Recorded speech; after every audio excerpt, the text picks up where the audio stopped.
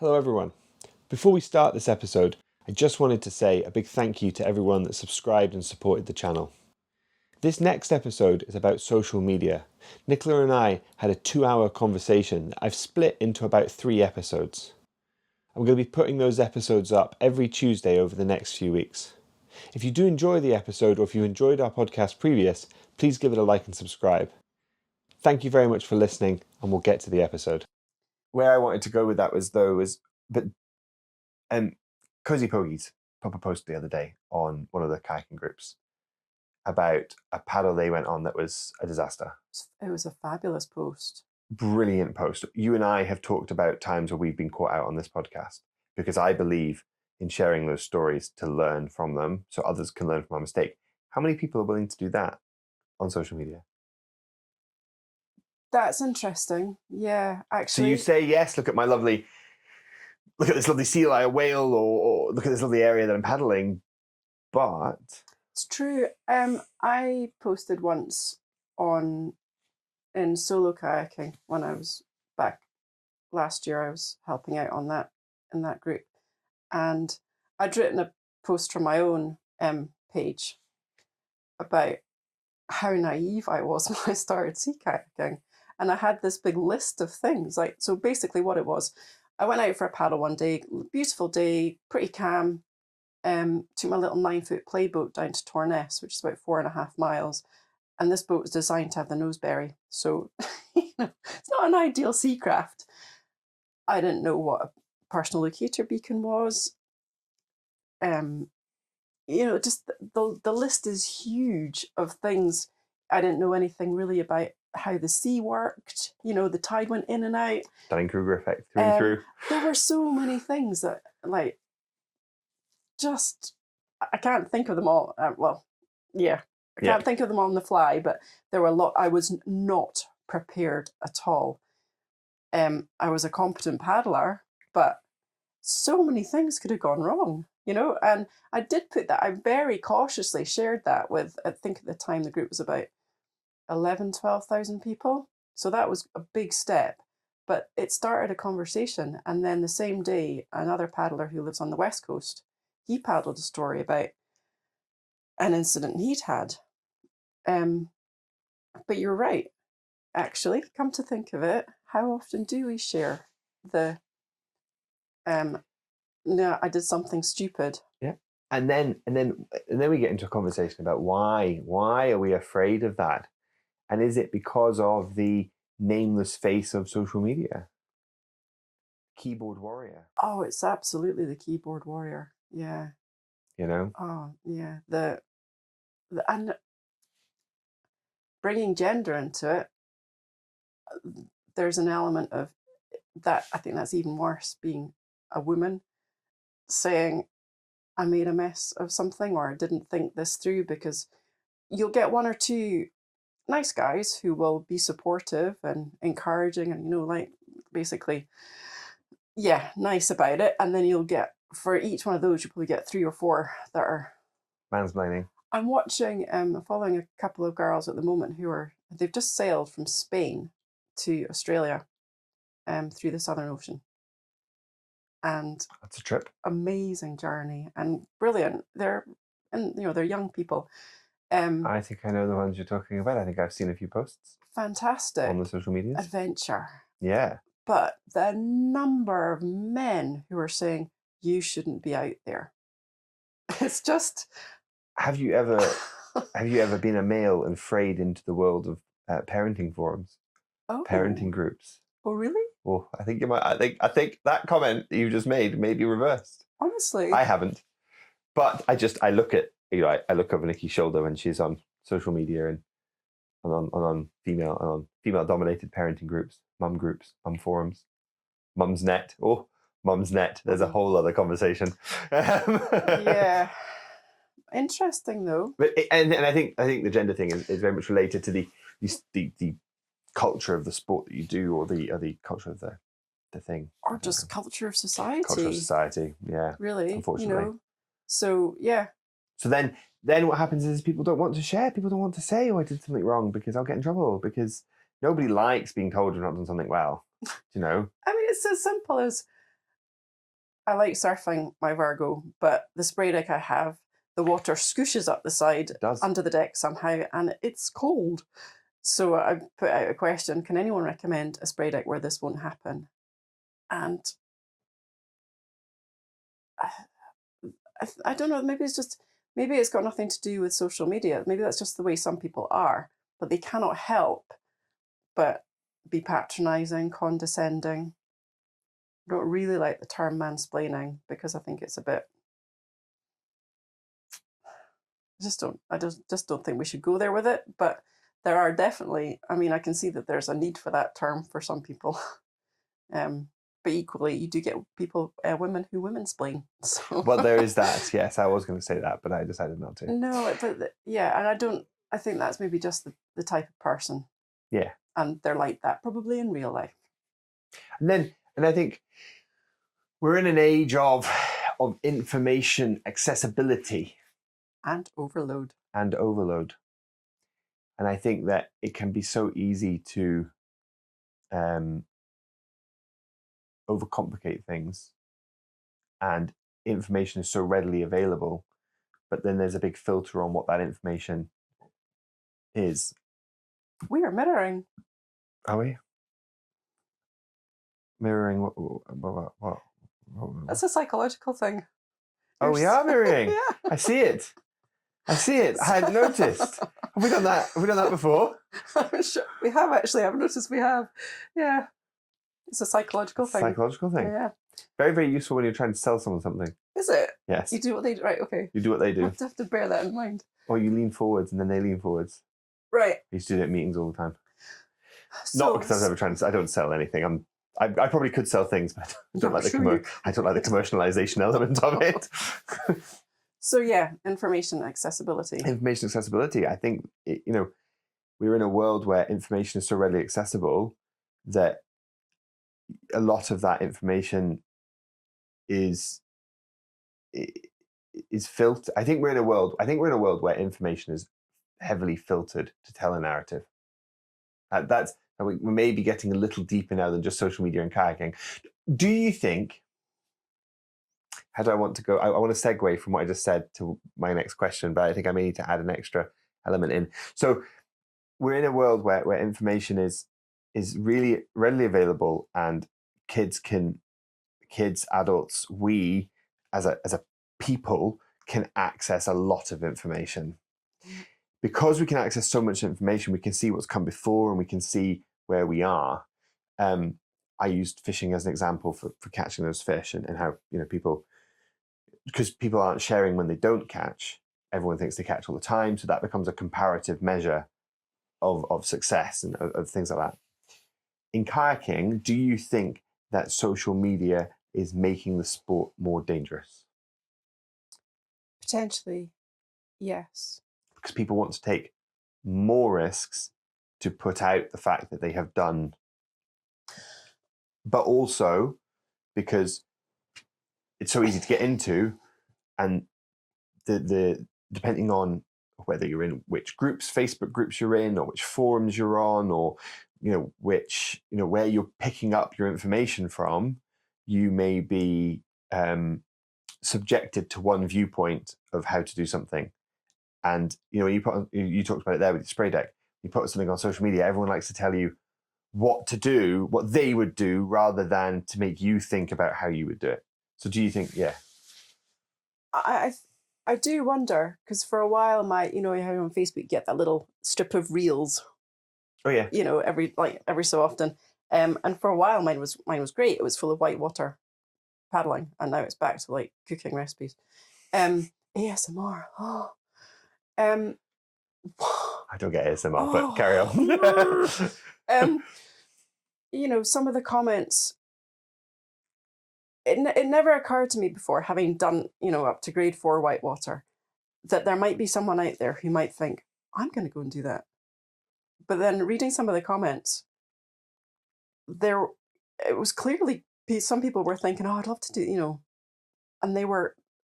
It makes me wonder if there are people out there watching these people throwing themselves off massive waterfalls that I just say, oh, that's a nice waterfall, are going to they want to do that too.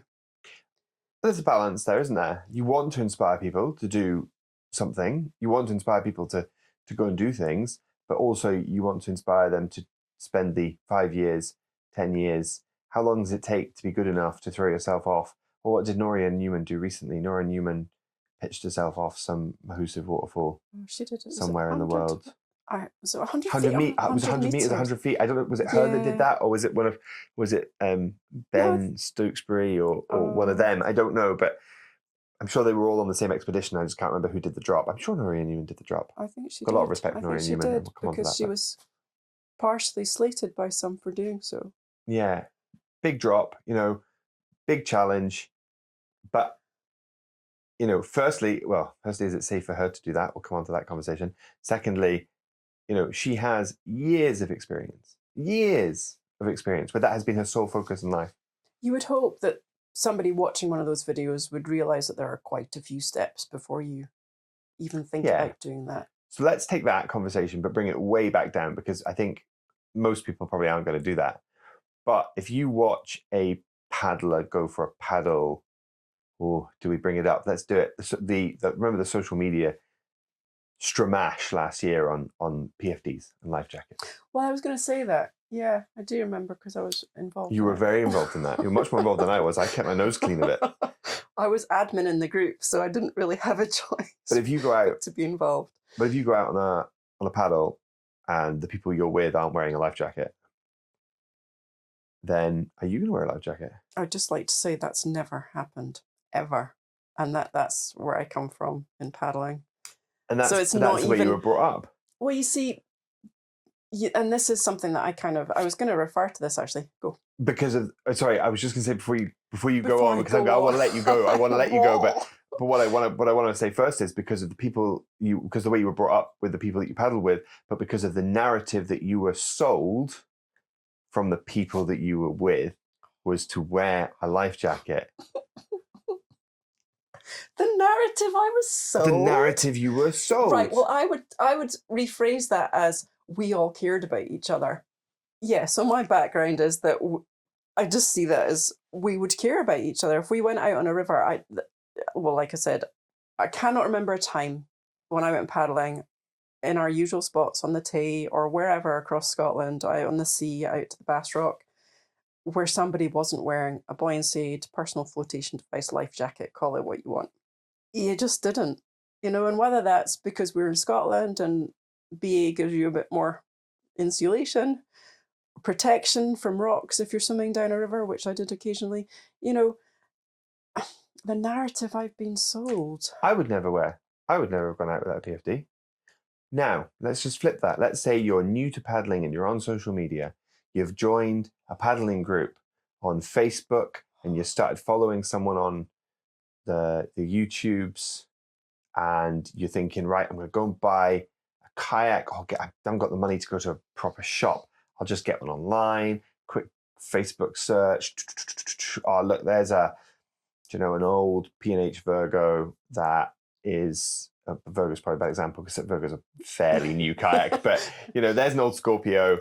I'll pick that up, and they're just selling the kayak. That's fine. 400 quid, grand. Chuck it in the back of a van on my roof. Costco. You go into Costco and buy one. Inflatable kayaks. They've got to sit on top. Hanging from the ceiling. You get home, take it out. It's quite flat. We'll go to White Sands. Even better, Sea Cliff. We'll go to Sea Cliff. We'll pop it out. We'll go for a little paddle. And then the next thing you know, you're in the current that runs across the top of Sea Cliff because you've not researched it. The guy you've watched has never worn a life jacket. You never heard anyone mention the word buoyancy aid, and you're off scooting down the Forth, at 8 knots, whatever that current runs at. It's not quite 8 knots. I think the current runs about 4 knots. But that 4 knot current, it's very short, but all of a sudden you're down the Ray, you're not fit, you're not going to be able to paddle back. Ding, ding, ding. Lifeboat, please. Do you know what I mean? And I think, so I say the narrative you've been sold really to incite conversation, because the narrative they have been sold is that a PFD is something you can sit on to make it a bit more comfy. Right. And this is where I feel extremely strongly on Facebook. So that incident you're talking about last year was in a group that's now grown to 65,000 members, I think. The group was solo kayaking. It was about solo paddling. Maybe I shouldn't mention the group name, but it was about paddling on your own. And we had a lot. It started off as quite a small group with, you know, some, I hesitate to say it, but proper paddlers.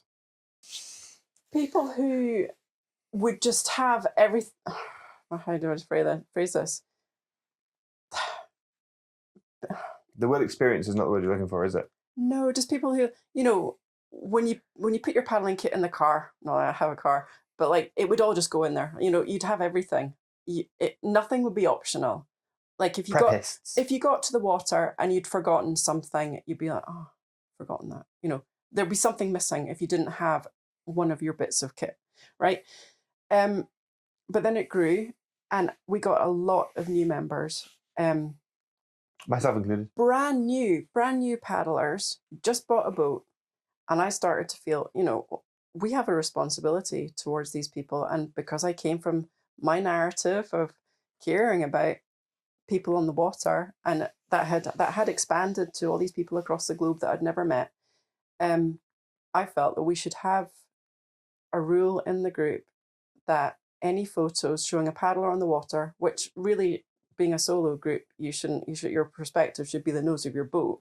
But if somebody had taken a picture of you from shore, it should show you wearing a flotation device. And that continued. That was quite smooth for a while. And then something happened in the group where it was put to a vote to the members. I remember. Yeah, so do I, because I wasn't informed that this was going to happen. But yeah, they asked the group, what do you want? Should we have a PFD rule? And the overwhelming response was no. So at that point, I stepped back because I thought, well, you know, this is a public group. I do not want to be on the internet publicly saying that I'm okay with people going on the water by themselves without a flotation device on. And it's something I feel really strongly about. And we've spoken. Go on. Sorry. No. People, a concept that I cannot get my head around, I really try, is this idea that it's free will. We're all adults, you know, it's a free choice. Maybe I'm just rigid with my thought, but I cannot get my head around that being a thing. I think you and I have a minimum standard for going on the water, which would be a PFD and a way of calling for help as an absolute minimum. Do you know, I don't think we ever go near the water without at least those two things. I turned up one day to paddle with you where I was rushing and I realized I forgot my dry trousers. It was warm. Yeah, if I'd gone in the water, I would have got cold. I risk assessed it. I made a judgment. But I had a PFD and I had a way of calling someone, and I did just run out of my trousers because it was really warm. And do you know what?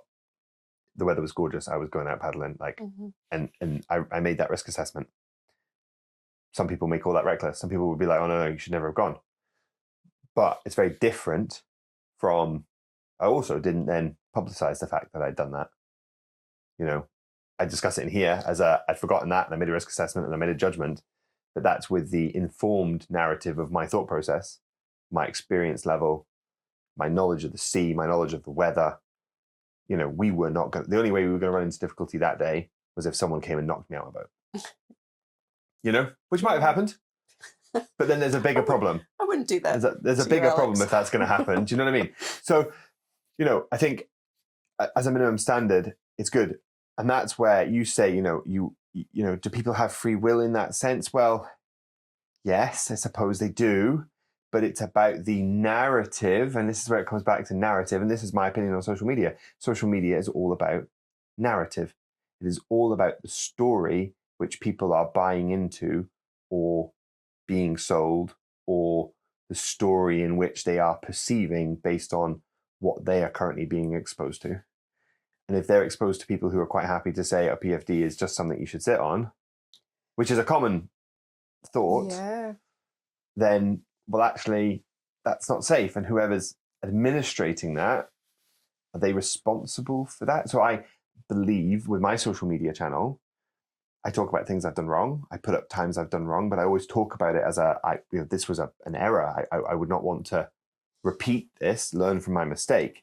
Yeah. But I believe I have a social responsibility. Social responsibility. That's what when you say you care about people on the water, you're talking about social responsibility, isn't it? You have a social responsibility to ensure that, we are portraying and outwardly projecting that viewpoint. I think something that came up in the discussion was also the person who's going to pull you out of the water. Oh, yes. If you drown. That's a good point. And your family, your friends. Mm-hmm. And I think one of the issues, in the UK, that there isn't a law. No. The RNLI have recommendations, and on their page, on their website, there's a page about, the different flotation devices for different sports. So they have recommendations, but in other countries, there are actually laws that state you don't need to wear a PFD, you just have to have it on your boat. Yeah. Or in your boat, which is where you talk about, people sit on them. And then something I want to do this summer, I didn't do it last year, but is to try putting on my buoyancy aid while in the water. Because I have one of these daft ones that has, well, it's not dafted, but it's got 1, 2, 3, 4, 5. It's got like numerous buckles, and I just think it will be hilarious. We're going to do it as a test, aren't we? We said we were going to film it and we're going to run it as an experiment, so watch this space for that. Yeah. And we can do it versus my PFD, and we can do it versus one of my Aldi PFDs. Because I bought that tandem kayak. Yeah. When I bought that tandem kayak, it came with, whoever's selling it, sold it with 3 Aldi PFDs. Let's test it against those. And obviously, life jackets and personal flotation devices have a standard. There is an internationally recognized standard. A life jacket has to be above 150 newtons, and a PFD is anything over 50 newtons. And a life jacket has to have a whistle and a light. One of them is mandatory, one of them isn't. I can't remember which one's which. I believe it has to have a whistle. Has to have a whistle, and a light is optional, but most of them have a light and a whistle.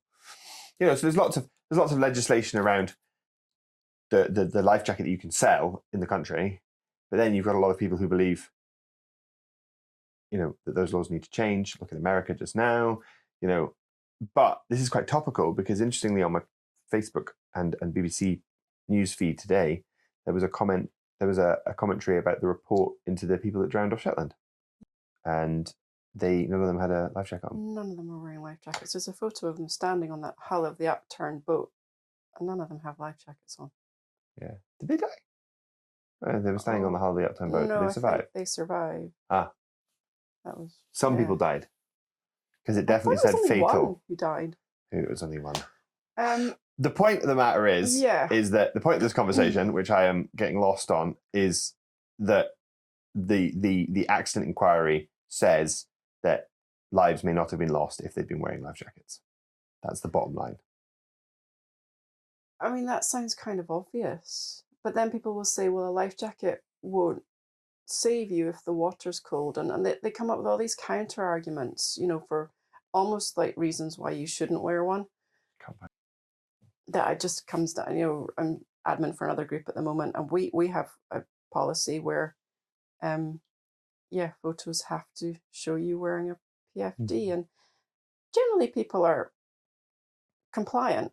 You'll get one or two who say it's US Coast Guard regulations that we just have to have one on us, like on the craft, and we'll argue. But I think, there are people that will say you don't need to have a life jacket on all the time, and there are arguments there that people will make, and condition risk assessments and things like that. But I think just to come back onto, rather than going on a life jacket rant, let's we'll bring it back onto topic about social media, which is it is all about a lot of it is about the conversation that you're being sold, and I believe very much in role modeling. Yeah.